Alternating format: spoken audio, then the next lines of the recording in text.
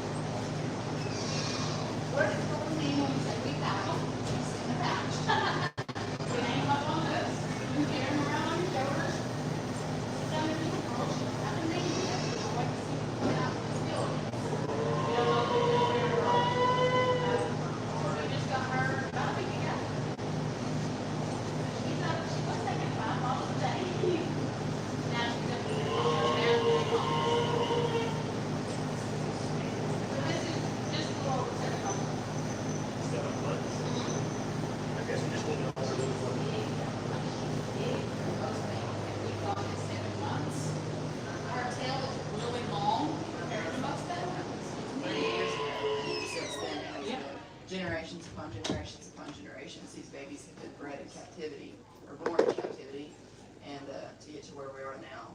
So the sloths that we have here are further removed from the rainforest than we are genetically from the pilgrims first coming over. Yeah. Been generations ago. But obviously they're still sloths. They have little weird quirks that make them themselves. You know, we have 3 sloths, but they all 3 have very different personalities and different things that they like and enjoy to do, different foods they like, things like that. Dash obviously is still on this mixture of the brown rice and everything, but as he gets older, we'll slowly transition onto having 2 hard-boiled eggs a week, and that'll be his protein source. Okay. And then he'll also slowly transition more so onto like stick veggies, so like squash and zucchini, and some like sticks of smaller sweet potatoes, chopped up like that. Okay. And that'll be slowly what they transition him onto.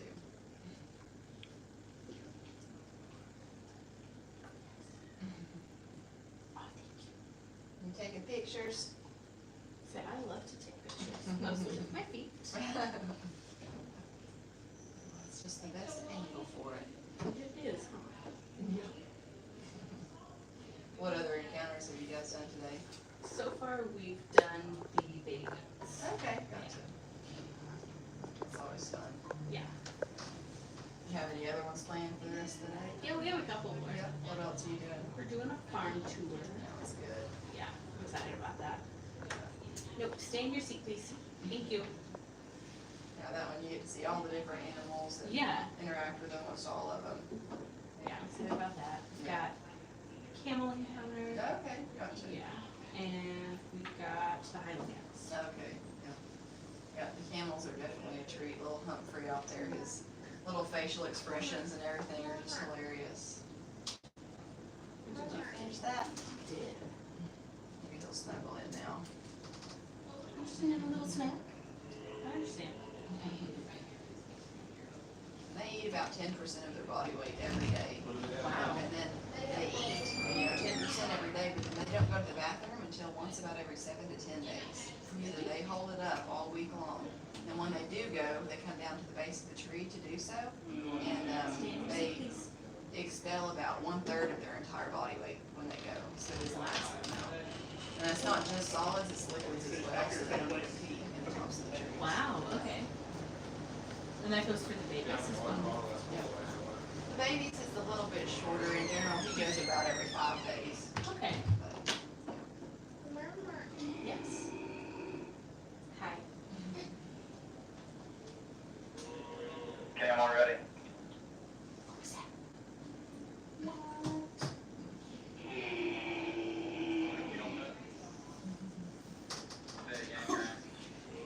I wasn't expecting to look over there and see a whole Yeah. kangaroo. Got the camel ready to ride. Just saw the little ears move. Back. Got it. I've had her for like 4 or 5 years now. Oh, so she's a newcomer still. Yeah. So she's still in quarantine, which is why she's in here. She doesn't go out with the bigger kangaroos yet. That makes sense. But we've got a Joey that's just a little bit smaller than her that's still in her mom's pouch outside. And when that one comes out and starts hopping around, then we'll take that one and we'll bottle raise it. So that's how you get Sit tame, down, please. friendly kangaroos, is that you gotta bottle feed them for a long time. Careful, you're gonna fall out of the chair. Can you get up in the chair, please? You need a boost? Are you in need of assistance? Oh, my goodness. You're supposed to be in charge of taking pictures. Are you taking pictures for Mom? The way he turns his head upside down to look at you is so cute. And so scientists speculate that when they're turning their heads upside down like that, that's actually their way of seeing right side up. And if they were to fall in the rainforest floor and be on their bellies, that's like everything's upside down. That would make sense.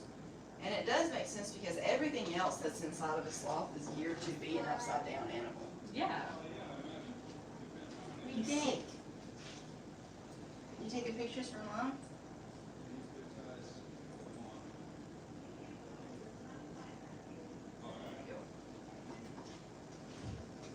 So everything from their digestive tract, their circulatory system, the locking mechanisms they have in their claws is meant for this animal to live upside down and that's what they do best.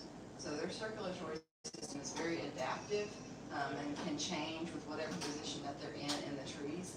So they're not always just hanging by all fours holding onto the branch. Sometimes they're just hanging by their back feet and they're extended all the way down, completely upside down when their head's the lowest thing. And their circulatory system can change and adapt to whatever position that they're placed to. Uh-oh. That's pretty amazing. Whereas for us, we're meant to be upright. Our feet are the lowest thing, and our head's the highest thing. Right. So if I was to raise my hand up and leave it there for a few minutes, all of the blood's going to rush down out of my hand and it's going to fall asleep. But for them, their circulatory system can adapt to whatever position, so they're constantly getting blood flow everywhere. It's pretty incredible.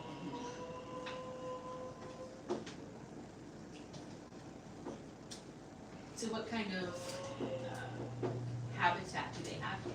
So right now, he stays up at the main house for the most part. Should have. Yeah, He just stays. He stays in his basket. Is And your foot stuck? hold on, there we go. Girl. If you sit there, it won't get stuck. But he stays up at the main house in a really big bird cage where we set his whole basket in there, and then right above it are branches and limbs everywhere that he can climb if he wants to. And then here soon, I think what our plan is. Yeah. You see that baby? Why are you showing the kangaroo your belly? I think what our future plans are is that Flash, our oldest sloth, his enclosure goes up 20 feet. Oh, And wow. then Zoe's only goes up 10. So I think what we're gonna do is trade them over and have Zoe be in the bigger enclosure. And then when we bring him down, we'll slowly acclimate him into being with Zoe. So they'll have the 20-foot enclosure together.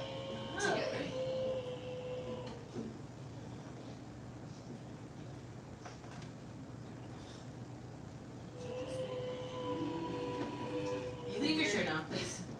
He's very tolerative to any type of touches, Yeah. whereas Zoe, with her sides, she gets really sensitive with her sides. Even just if you brush up against him, she's like, "Ah, don't touch me there." But with him, we're trying a lot harder to make sure that while he's eating, we're touching him everywhere, getting him acclimated Yeah. to all different types of touches. Because some people, even if you tell them, hey, the sides are a no-no place, don't They touch the don't. sides, yeah, they're holding a sloth and they're not really paying attention to things like that. So they're like, oh, and they may touch her. I understand. What are you doing? Leave your shirt on, please. I am a bird owner, so Oh, I understand rules of like, hey, don't touch animals in these areas. Yeah. Got it. I Yeah. won't. yeah. Leave your shirt on, homegirl. What are you guys' plans this evening? Really, this was it. Yeah, I had the day off for the holidays. So yeah, we were Yeah. pleasantly surprised you guys were open. yeah. You guys gonna watch fireworks anywhere? Probably. Yeah. What? What are you doing? You gonna fall? You're supposed to be in that chair, friend. How old is she? Almost 2. She listens good. For the most part. Go sit down, please. There are rules here, friend.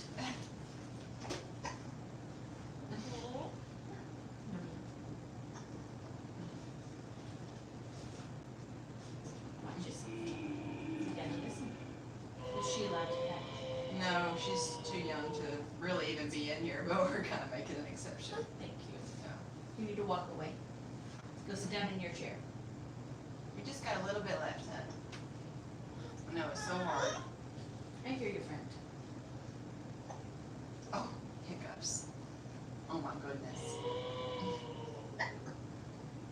She's got some special needs, so I have to kind of keep an eye on her fairly closely. Yeah.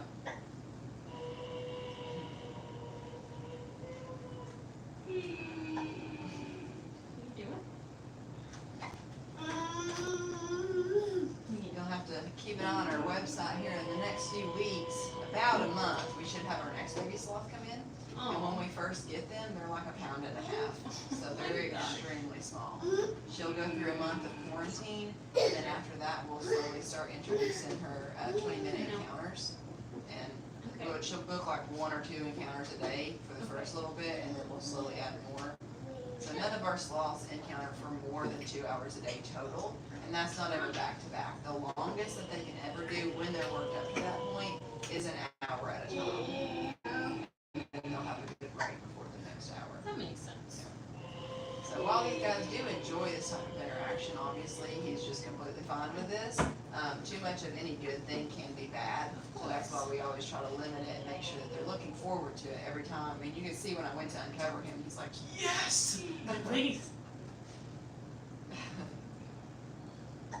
So how often, so when you do get the new animals in, do they all quarantine for roughly the same time? They do, yeah. Okay.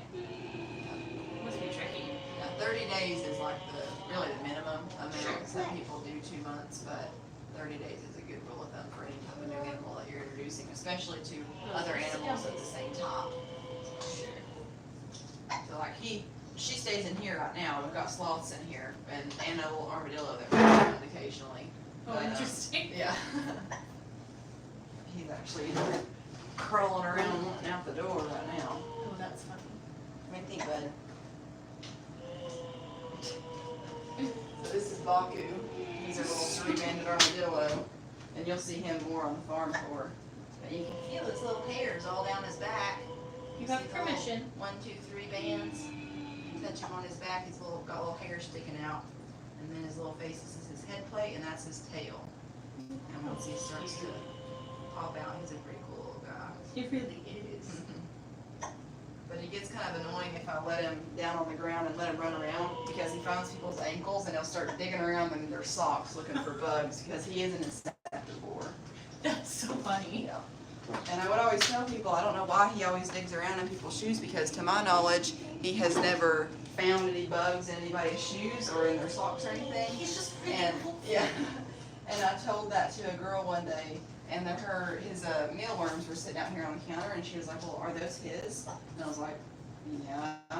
And she was like, well, can I put one in my sock? And I'm like, I mean, if you want. Yes. And she left it sticking just a little bit out, and he found it, and it made his entire week. I mean, it was just, it's so funny. Cute. Hiccup.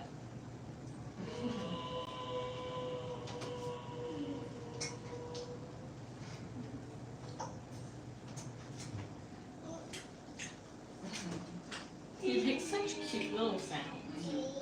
Opens and closes his mouth. You can have, Hey, Rosie, careful. you can hear a little squeak, and that's actually him sharpening his teeth every time. So they grind together and they align just right, to where every time they close their mouth, his molars are not flat like ours are. They're all pointed.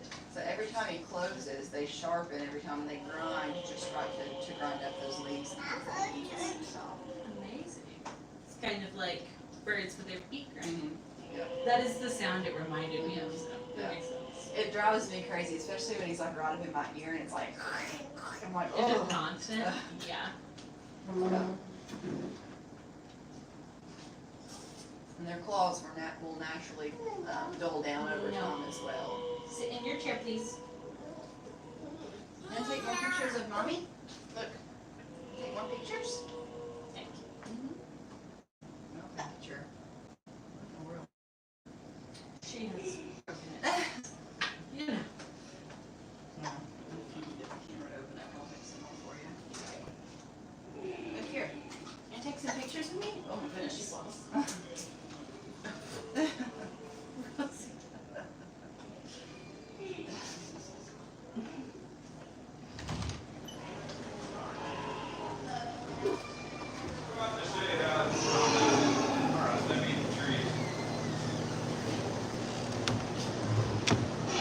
Out here in the shade.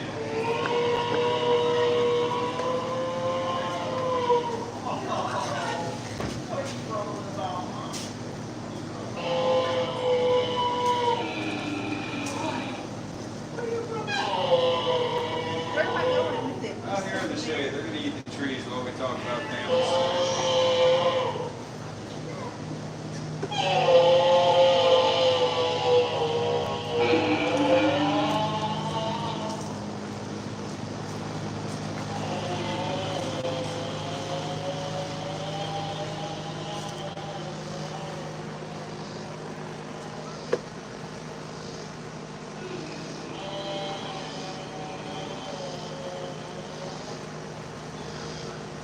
You can pull on them a little bit. There you go.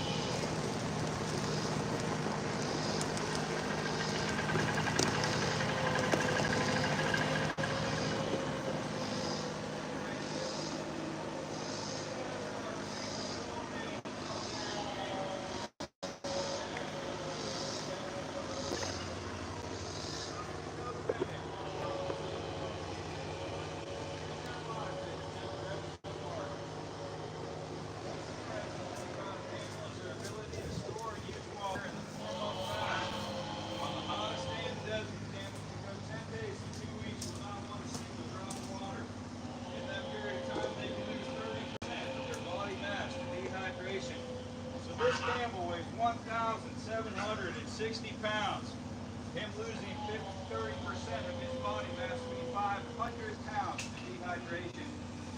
So I weigh 175-ish. Simple math. Take my word for it. So I'm about 10% mass in this camel. So already script these ones down. So for me to lose 30% of my body mass would be me losing 50 pounds to dehydration. So if I lost 50 pounds to dehydration, there's a special word for my condition. That word is dead. That's the one. And if the camel lost 500 pounds because he had no water for 10 days, where Griggs' condition would be. That's it. And if a camel is thirsty, oh my goodness, he's thirsty. If this camel had literally lost 30% of his body mass in a desert crossing, he would never do that here. This up top would be loose and floppy, hanging off one side or the other. If he was in that condition, the next time he got to a significant source of water, he could drink 50 gallons of water in under 3 minutes. So that begs the question, where does the water go? Because the only tank in the camel is his stomach, and his stomach only holds 7 to 10 gallons of water. So the way that it works, as he dehydrates, his red blood cells go from oval to full down to flat. He doesn't suffer from sickle cell though because his metabolism just shuts off. At the same time, his blood cells flatten out and his fat cells shrink down. So we're all normal sized people. So suppose that this was normal for a human fat cell, and we had a burning desire to start the show my 600-pound life. Our fat cells can go from something like this to something like that, dozens or hundreds of times their original volume. The camel walks around with his fat cells the size that we would call super morbidly obese, and they shrink all the way down to what we would call normal. The camel, so what we would call normal, he would call severely dehydrated. What we would call normal, what he would call normal, we would call super morbidly obese. The difference is, when he gets to the other side of the desert, he's going to drink all this water, and his red blood cells are going to go flat, right back to level, as fast as he can swallow the water. And by swallowing the water fast, we're talking about 50 gallons in 8 minutes. It's like 17 gallons per minute, or around 1 gallon every 4 seconds. So 1,000, 2,000, 3,000, 4,000 gallons of water gone, 50 times a row. You couldn't dump a gallon of milk on the floor that fast. Through the spout anyway. So as the camel's blood cells go from flat to bone right back to oval, its fat cells go from normal for a human back to normal for a camel. Now for a human to go from this to that is months or years, limited access to ridiculous amounts of food. For a camel to go from this to that is about 40 seconds on an individual cell basis, 3 to 3.5 minutes on a full body basis. So the camel is very, very different than a person. And you can actually see their hump swell up like this. They call that water. When it is not filling with liquid water, his fat cells are absorbing all of that water. By way of his blood cells. The camel, his nose is slit-shaped. He's got about a gazillion hairs in there. They go all the way back to the crook of his neck. As he exhales, that catches all the water vapor that is in his breath. As he inhales, that moisturizes the air with that same water vapor on the way to his lungs, so that he doesn't suffer so much from the dryness of the desert air. As his mouth, eyes, nose, ears, lips, everything closes up, airtight, watertight, so that he doesn't lose water vapor just walking in the desert. The long neck makes a difference because that's his humidifying going in and out. The long legs are a big deal because he's higher up off of the desert floor. And think about a campfire. If you hold your hands down here by the flames, it's going to take your fingers off. You hold your hands just this high up. Is there a campfire there? So the long legs make a huge difference. Camel's got 3 eyelids. His first eyelid closes to make his eye watertight. His second eyelid closes against the sand, but he can see through it. His third eyelid closes to close his eyes. They're all 3 voluntary muscles. He can choose to close 1 or 2 or 3. His legs, if you look at his legs, he's got these calluses around the spots all over his legs.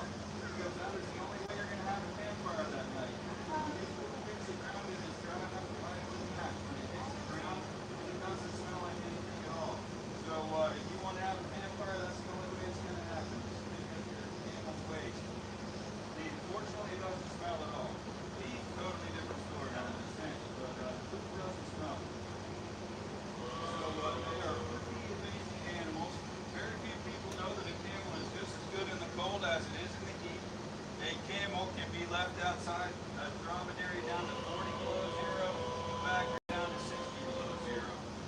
And this guy's wanting to show you the trick. This is the kissing camel. You want to give a camel a kiss, you got to come to him and go. And the camel will give you a kiss.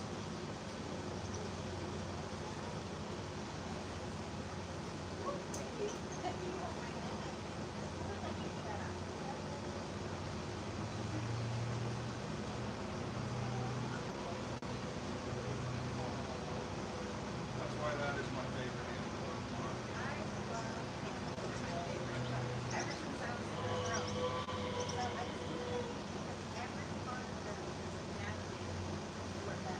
Yeah, yeah.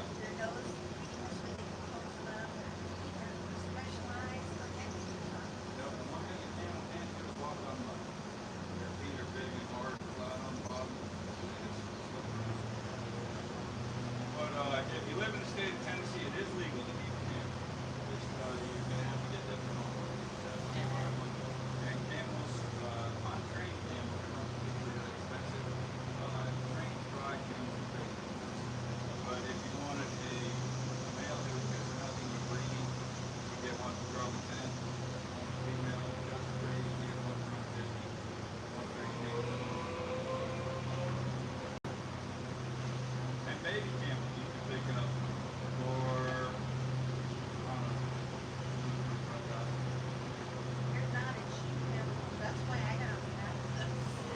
yeah, they're not cheap animals. But kind of like a boat. You can't afford the price tag to buy one, but I went to look at a boat one time, and it was a pretty big boat. And I asked the salesman, "What cost to fuel this thing up?" He said, "If it would occur to you to ask, you cannot afford this boat." Enough said. That was the end of the sales demonstration. I'm like, it very much would occur to me to ask, so forget about it. And I went and bought a pontoon boat instead. It was great. Looks like a pontoon boat. It's got a jet ski engine in it. So Oh, yeah. actually get it up to speed. Like 20 needed some offers. Get it bigger features. As far as getting them up to speed, I had a 28 foot with rising strakes and triple tubes and some more strakes on it. You can do 52 knots with 150 horsepower. So getting it up to speed isn't a problem. If you get the riser strakes and the triple tubes, because it planes up on top of the water, and with that thing you can pull. Well, we had a 12-foot transmission. Behind it, and you could pull a number of gears if they knew what they were doing and didn't crash into each other. And you can pull any tube you can imagine. I love that boat. I just want something that isn't about $800. Well, I had a pontoon boat and I loved it. It was awesome. Wish I still had it. All right, let's go meet the baby camels, y'all.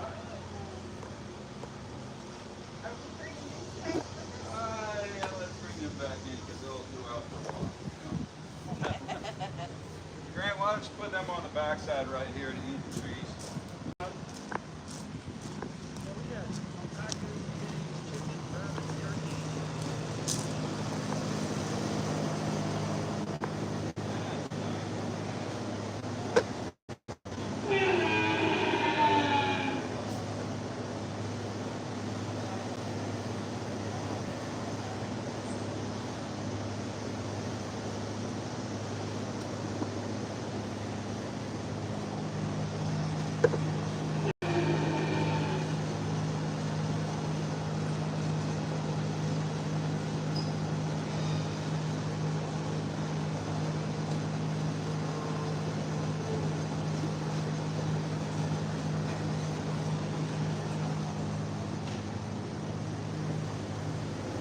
Doing all right, man?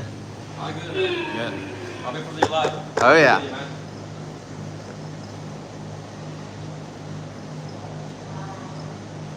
Alright guys, they're gonna get ready to come in here and do the baby camel. So we have a baby dromedary camel with friend Salt Lake, and then his buddy Humphrey is a back-train camel, and he's just on the other side there.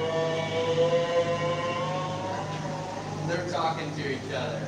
So Friend Salt Lake is the white camel, and Humphrey is the back-train camel. Back-train camels are really cool.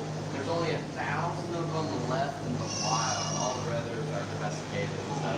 So pretty cool. But John's gonna be coming in and we're gonna be starting the camel experience.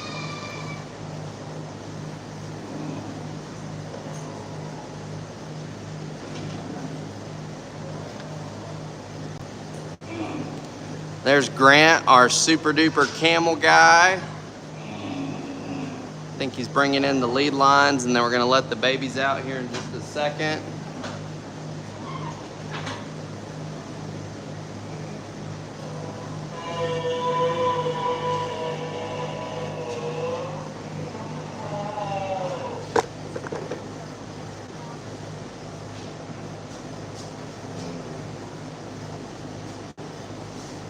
He actually looks good. He's been brushed.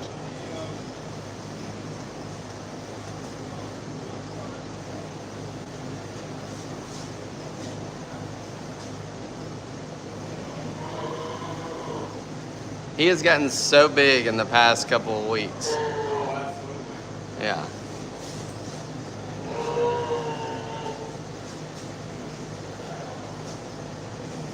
Humphrey's gonna have to start eating. I said Humphrey's gonna have to start eating. Prince Ali's getting bigger than him.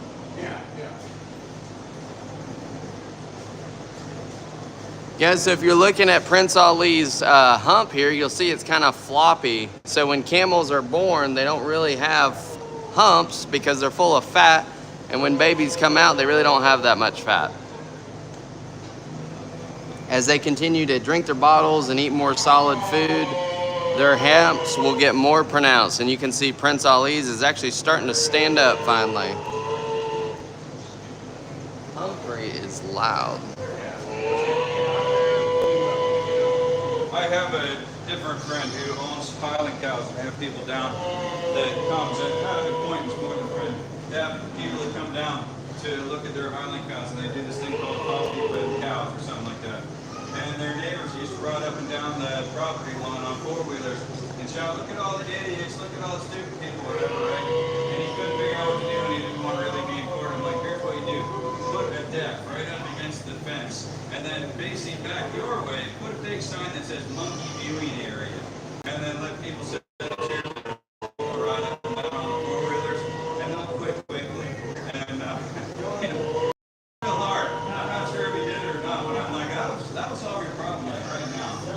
All right, so this guy is Prince Ali. He is in fact a white camel. He's not just he's not an albino. He's not bleached out. He is a white camel. He's the only white camel I've ever seen live in person. It's a little messy today. What is he, sweaty or wet? Oh, he had a bath. All right. So we're seeing him at the low point of his good-lookingness. His birthday is February the 3rd. So this guy is, what is it? March, April, May, June, 5 months and 1 day old. And anyway, his name is Prince Ali. But Ali is a dromedary camel. The next one you're going to see right there is a back-range camel. If you got any hope for the two words, you can easily remember which is which. Because D for dromedary, D has one hump in the back, and B for back, and B has two humps in the back. So that's the easy way to remember dromedary versus back-range. And so the next guy you're going to see right here is Humphrey. Humphrey was born April the 2nd. So he is 3 months old.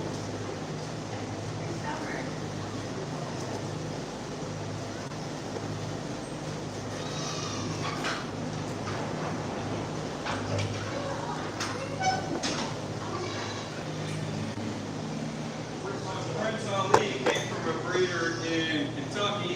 This guy came from a breeder in Tennessee. This guy would be called a silver camel. He should work out his winter color like his feet and his summer color like his back. And so he is just young enough that his humps have not filled up yet all the way with fat. So when I said earlier that if the camel is dehydrated, something would be loose and floppy, and one way or the other, it would be just like that. So a couple weeks ago, both of his humps laying down. Now it's just the front one laying down. And it'll fill up over time here. These guys do eat 8 liters of milk a day. 8 liters of milk? Yep.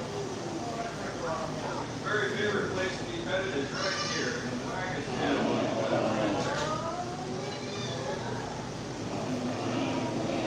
So this guy will get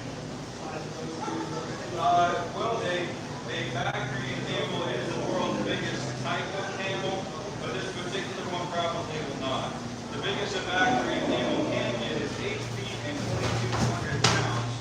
But this guy's parents are both 15 to 1,600 pounds, so that's probably where he'll end up. So that would be between the size of a boo and head. A boo weighs about 1,250, head weighs about 1,750. Say what?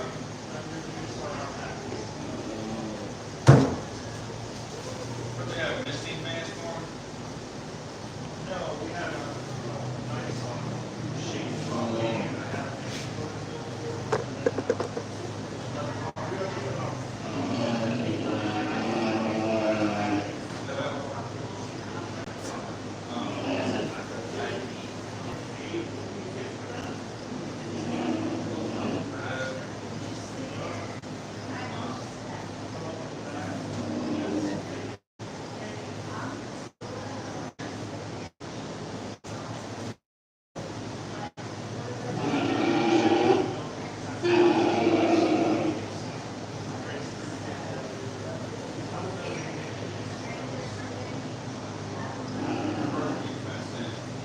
Really, the only way to fence this thing in is to feed it. And it doesn't want to go. So that pond right out there is a big enough pond. When I moved here, it didn't hold water at all, and the bottom of the dirt was higher than where the top of the water is now. And I had various contractors come out and tell me shameful amounts of money, like 100 grand a month would have been nice, and then it'll probably hold water. I'm like, oh, 100 grand will probably ain't. And so then my neighbor across the street, he's probably close personal friends with Moses because he's up there. He says, I got anything out there in my house, work. And the English translation is he puts pigs out there and by it'll hold water. And I don't know if that was a thing or that's what you tell your neighbor that lives in the city, you know, have a little fun with it. And so I asked around for a while before I put 9 pigs out there. And sure enough, the mechanism of it is rooting. When they say a pig is rooting, it's digging into the earth. It's all the way to the bottom. And you know, the grass will go down 8 or 10 inches, and your trees go down 5, 6 feet.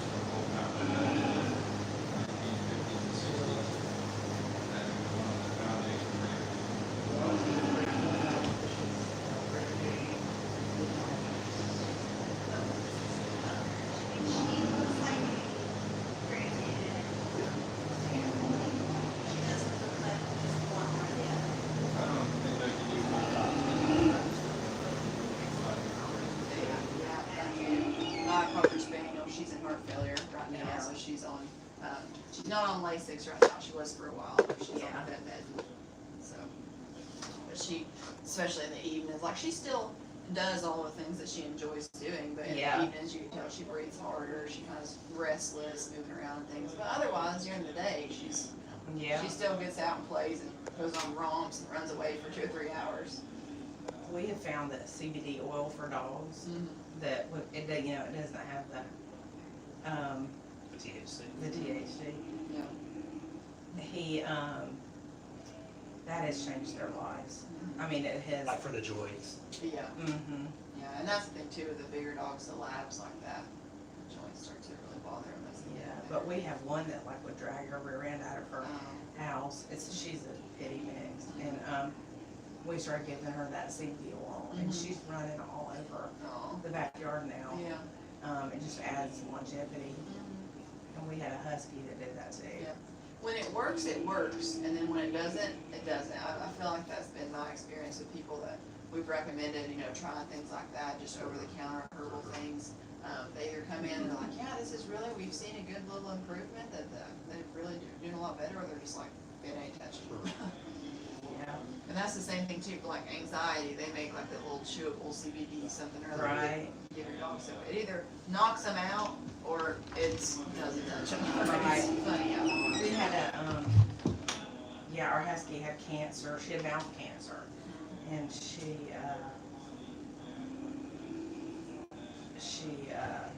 we got the CBD oil, and she didn't have a lot of time left. But I mean, she literally hopped over one of the other dogs, and my daughter was like, "Is she in her prime?" You know, just it really just got longevity and quality, even if it's not a couple months, you know.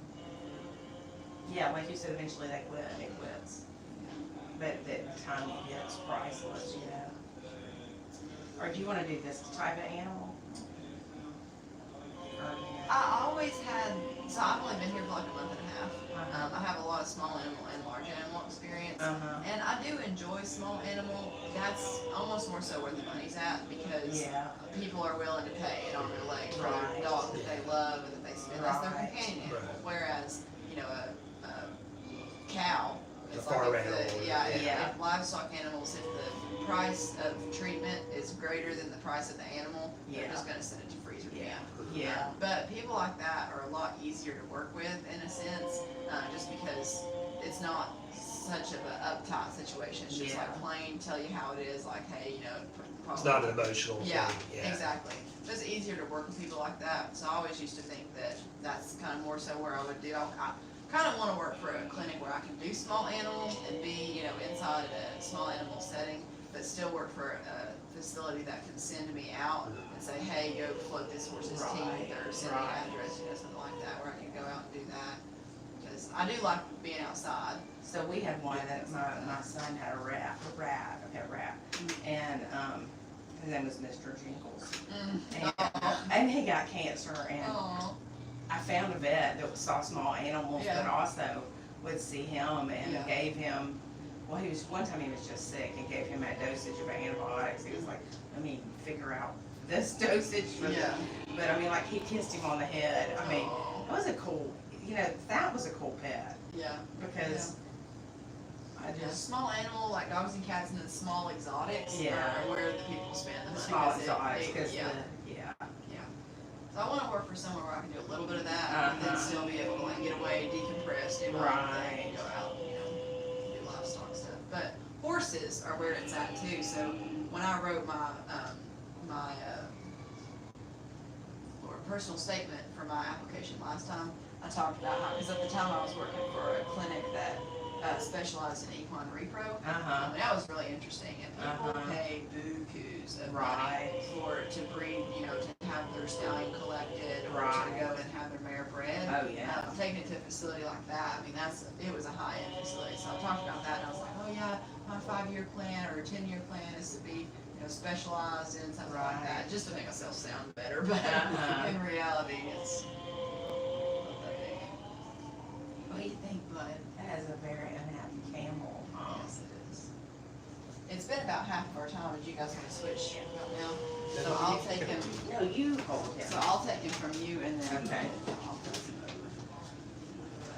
Probably pass it back to her a little bit, so she can get more time. No. Well, if we're gonna transfer now, this will be the last person. Yeah, it's okay, so you get, I mean, I So don't have he this. enjoys the holding and everything, but the transfer is the most stressful Yeah, part. so you just.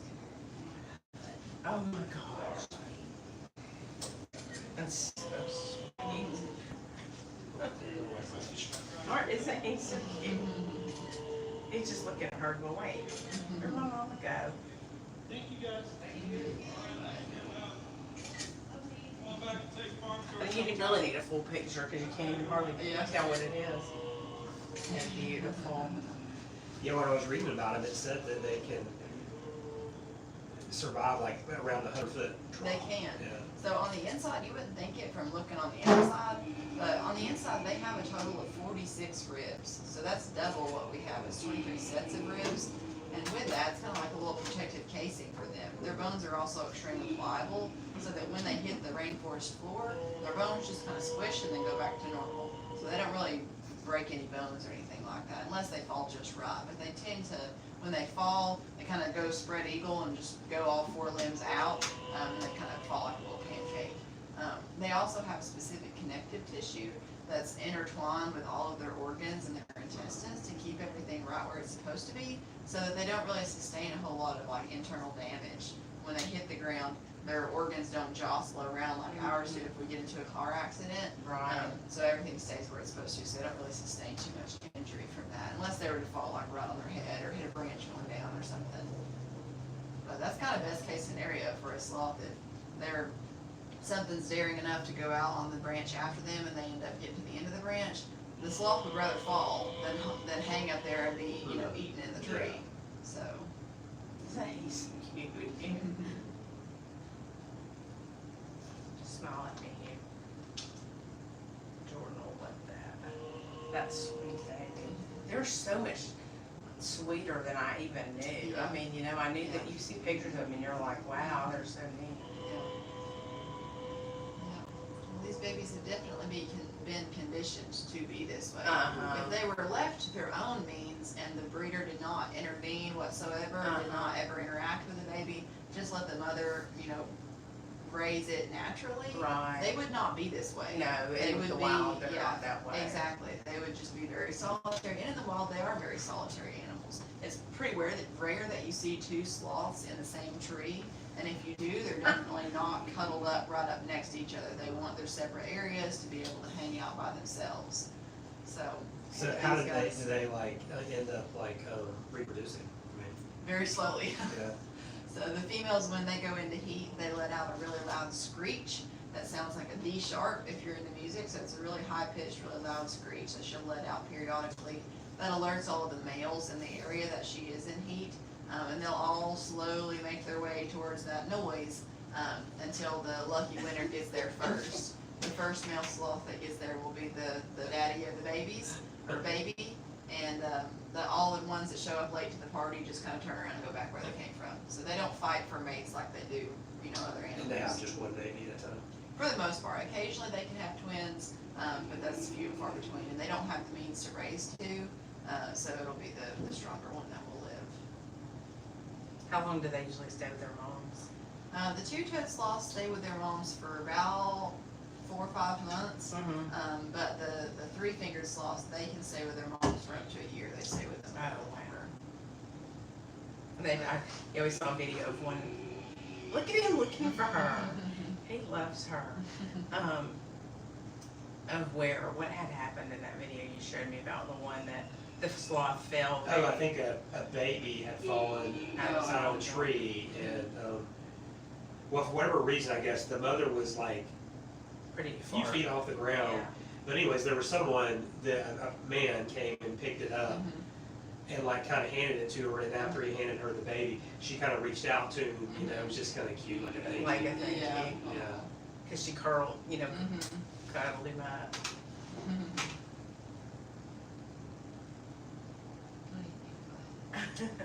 Tell me his name. Dash. Dash, that's the greatest name ever, isn't it? Flash and Dash and Flash. Zoe, and then our next girl that we get one named Chloe. We're all about the rhyming names right here. So is Flash in that next door there? So Flash is in the enclosure behind you. His goes up 20 feet. Zoe's only goes up 10 feet. And then Dash stays up at the main house most of the time. So he has an enclosure actually in the owner's bedroom. It's a really big bird cage that we basically set his entire basket into. Okay. And then right above him are branches and limbs that he can climb onto if he wants to. But for the most part, he stays in his basket. Now, I know you said they don't really like to touch like their arms. What about like their claws? So he tolerates it sometimes, especially if he's eating it. But their paw pads are really sensitive for them. Their claws, not so much. But their paw pads are a sensitive area. So grabbing onto that, moms are just like, what's that? Especially Zoe. She was our first sloth baby, and so we were trying to do everything just right with her. And when we first got her, she started showing signs pretty early on that she did not want her top paw pads to be touched. Her belly was an absolute no-no area. Her sides were really ticklish. She didn't really want that touched. So we just went hands off completely in those areas and never really worked with her on that. And so as a result, she is still really picky about where she likes to be touched, and she's 16 months old now. So we're trying a lot harder with him to make sure that when he's eating, we're touching him slowly in areas that we can't touch Zoe. The belly is pretty much a no-no place. That should be a no-no place for all of the sloths because that is a really sensitive area for all of them. The only time that it's ever touched is if they have a baby, and we don't want to mimic anything like that or start up any hormones or anything like that that are unnecessary.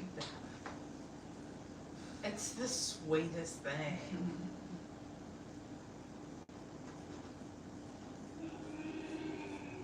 Gosh, she's cute. Yeah, so people need to know before they adopt one that they live to be 50, can live to be 50 years old. Well, and that's the thing too, is that we always try to have a disclaimer, especially when we're on lives. I don't know what we're on right now, but the sloths that we have here are in no way, shape, or form pets. They are ambassador animals. They serve to be education for the public. And we already kind of talked about how sensitive their systems are, Right. and where if their body temperature drops even just a little bit, Yeah. that bacteria growth starts to It's almost diminish. impossible, There's no way yeah. to get that back up. I mean, it seems like you'd have to be a specialist Yeah. in it, like you'd have to Yeah. study. And we talked about, you guys doing a whole lot of research even Yeah. just on chickens. Yeah, and we still haven't gotten them yet, Yeah. because we're like, we gotta make sure. Yeah, so owning a sloth as a pet is an absolutely terrible idea. Yeah. It's not illegal, but it Yeah. should be without It the right really should licenses be. and everything. I Here we agree. have the same licenses as the zoo Yeah. does, and we are inspected we have pop-in inspections from the USDA where they Uh-huh. just come randomly when we're not expecting it to see what our care is like, what our facility's set up like, does everybody have all of the right things they're supposed to? Right.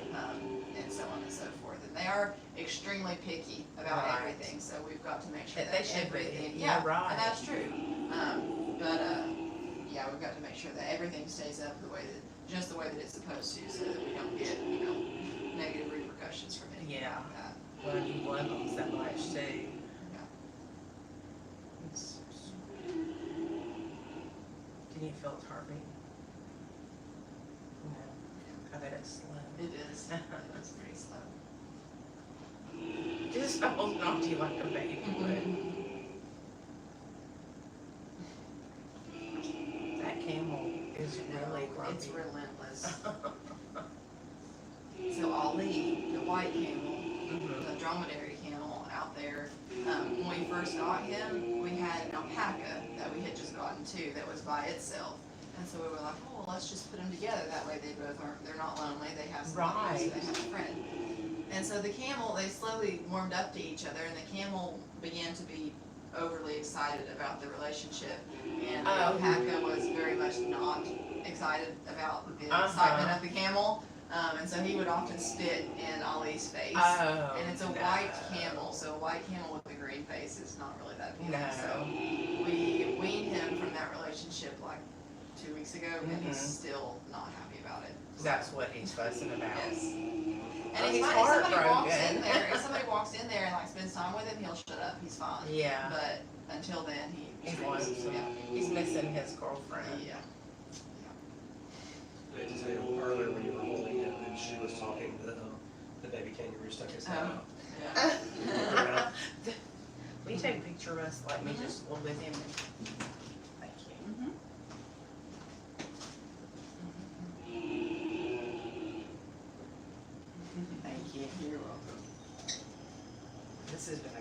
day, And all around.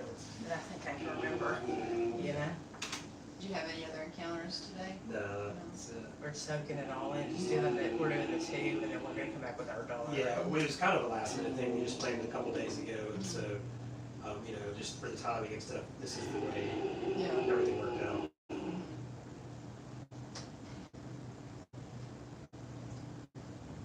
Like, I think everything you have to kind of have scheduled, right? Oh, yeah. Everything, yeah. Yeah.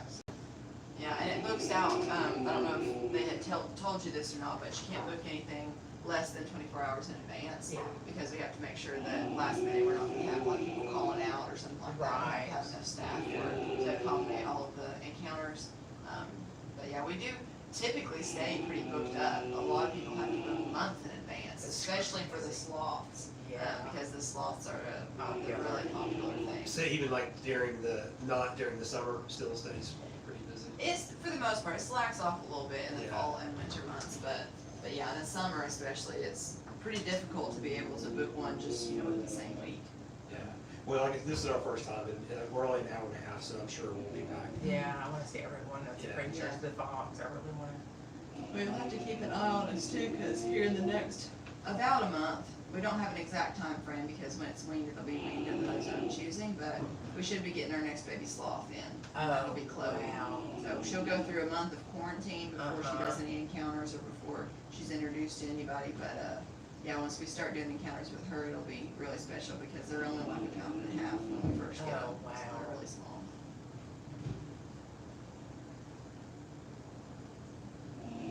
Do you live in this area? I live about an hour from here. Long drive. What's your favorite animal here? I think I'm still trying to decide. I've only been here like a month and a half. Uh-huh. I really do like Dash. He is probably my favorite sloth. Uh-huh, But I really like Baku too, that little three-banded armadillo. uh-huh. He just, Oh, I didn't know they had armadillos. yeah, his personality is just huge. He's this Uh-huh. tiny little thing, but his personality is really big. Like he'll come out and he'll dig around in people's socks looking for bugs. And Uh-huh. if their feet are just the right width apart, he'll get in between them, flip himself over and be digging at the side of their foot. And then he'll just freeze and not move. And they're like, what's going on? And he'll just stay there. And I'm like, just give it a second. And then he'll pop up and run off like nothing ever happened. It's like Did you know he just lays there and just I mean, contemplates things. And then Did you know they had one of those? No, I didn't see that on the website. People are crazy about armadillos, wanting to like, yeah, they're afraid of them. yeah. And, I know we had like a family in our last house that we lived, and we would go out at a certain time at night and watch them do their thing. Or Or they live like under a fallen tree. yeah, and then my friend that moved in, she's like, I'm getting rid of them. I'm like, Oh. why? They don't do anything, you Yeah. know? They're like, she's, I don't know why. Yeah. She just doesn't have the same. Well, Baku, the armadillo that we have, is a three-banded Brazilian armadillo, so they're not native to this area. Uh-huh. To own a nine-banded armadillos, which are the ones that you see Uh-huh. here, that would be considered a class 5 animal. And Uh-huh. that would be taking an animal from its natural Right. habitat and keeping it in captivity where otherwise it could live. And so this is the three-banded armadillos that we have. We just love watching them come out at night, be a little family, you know? Yeah.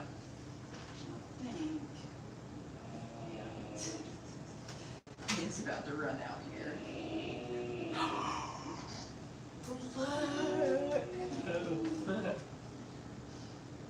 Yeah. I would just, It's so cool. It's his shell.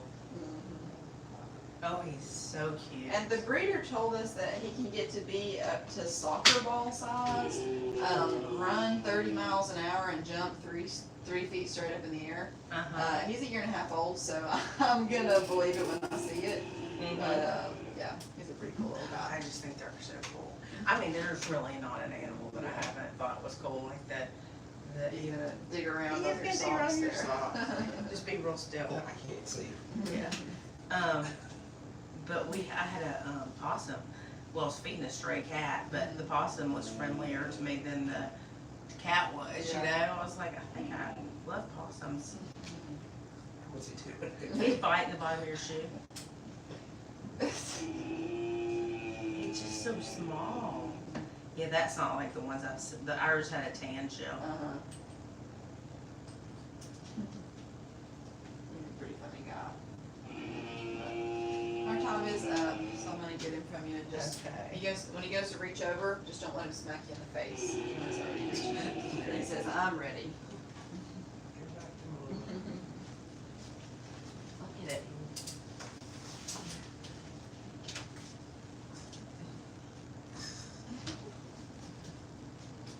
And he'll be out here running around while I'm out here like chopping up veggies and stuff. Uh-huh. And I don't know where he's at, and I go to step back and I kick him across the floor, and I'm like, oh my gosh, I'm so sorry. Look at him. So is there another one you said in there? Uh-huh, yeah, he's up at the top.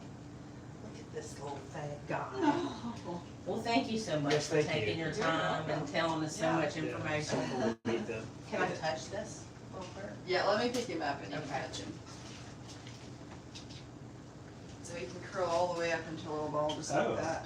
But something kinda cool that he does, his little defense mechanism is that if he was threatened and he thought something was trying to get him, what he would do is leave his shell or his carapace open just a little bit. Uh-huh. And if something stuck their finger, their toe, their paw, their tongue, something Uh-huh. down in there, he would clamp closed on it and it feels like a car door slamming on your finger. Wow. And so that's why when we go to pick him up, you have to pick him up from here or from here, because if you put your finger in there and he snaps down, then, So Yeah. cool. yeah, It's he's hard. got, this is his 1, 2, 3 bands, Oh, and then I in see. between There's is a little skin. fur. Yeah. And even on the little star-shaped bony plates, you see hair coming out right here and there. That's coming out from in between those little star plates is little pieces of hair, little sections of hair. So.